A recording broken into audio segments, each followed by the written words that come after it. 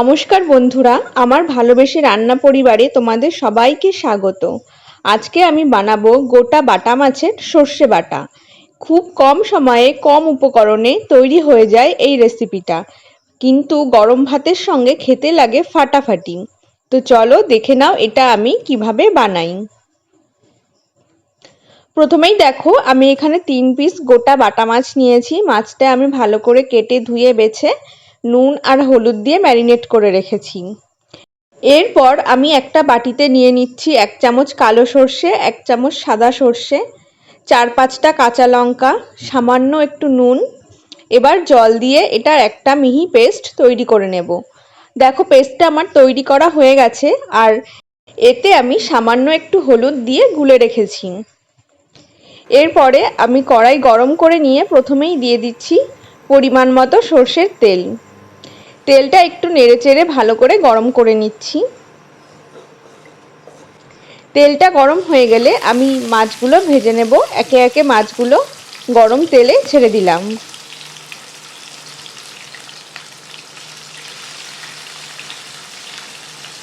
খুন্তি দিয়ে হালকা করে একটু নেড়ে দিচ্ছি, যাতে একটার সঙ্গে আরেকটা লেগে না যায়। মাছগুলো এক পিঠ ভাজা হয়ে গেলে অপর পিঠটা আমি ধীরে ধীরে উল্টে নিচ্ছি। খুব সাবধানে করবে, যারা নতুন রান্না করছো। মাছগুলো কিন্তু ভেঙে যেতে পারে। আর দেখতেই পাচ্ছ মাছগুলোর পেটে কিন্তু একদম ডিম ভর্তি। এটা খেতে কিন্তু খুব সুন্দর লাগবে।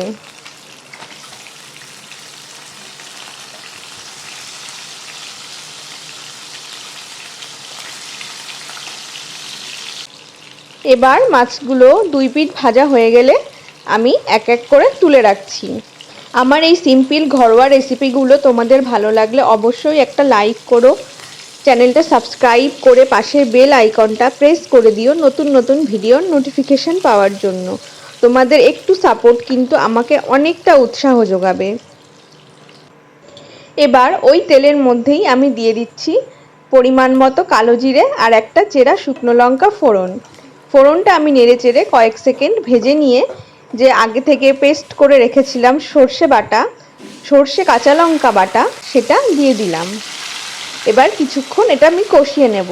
তবে কিন্তু খুব বেশিক্ষণ কষাবো না, তাহলে সর্ষেটা পুড়ে যাবে আর এটা খেতে তিতো লাগবে। এই সময় কিন্তু আমি গ্যাসের ফ্লেমটা লো থেকে মিডিয়ামে রেখেছি। এরপর একটু নেড়েচেড়ে নিয়েই দিয়ে দিচ্ছি আরও একটু হলুদ। হলুদটা তোমরা পরিমাণ মতো দেবে। আমার মনে হয়েছিল আর একটু হলুদ দেওয়া প্রয়োজন, তাই আমি হলুদটা দিয়ে দিয়েছিলাম।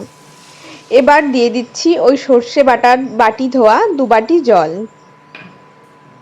এবার হালকা একটু নেড়েচেড়ে নিয়ে এটাকে ফুটতে দেব। ঝোলটা ফুটতে শুরু করলে আগে থেকে ভেজে রাখা বাটা মাছগুলো দিয়ে দিচ্ছি।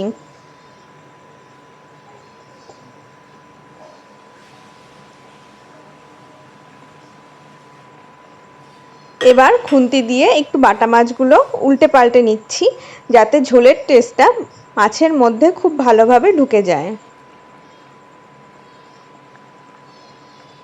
এবার এটা খুব ভালো করে ফুটিয়ে নেব। এরপরে দিয়ে দিচ্ছি একটা চেরা কাঁচা লঙ্কা।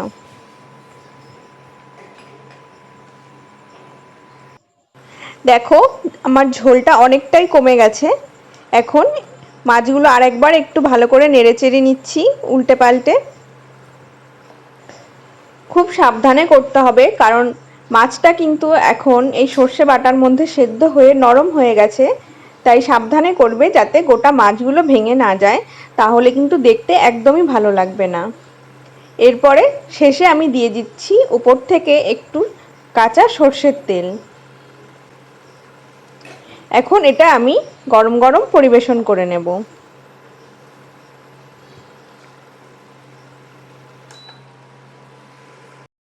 তৈরি হয়ে গেছে গোটা বাটা মাছের সর্ষে বাটা।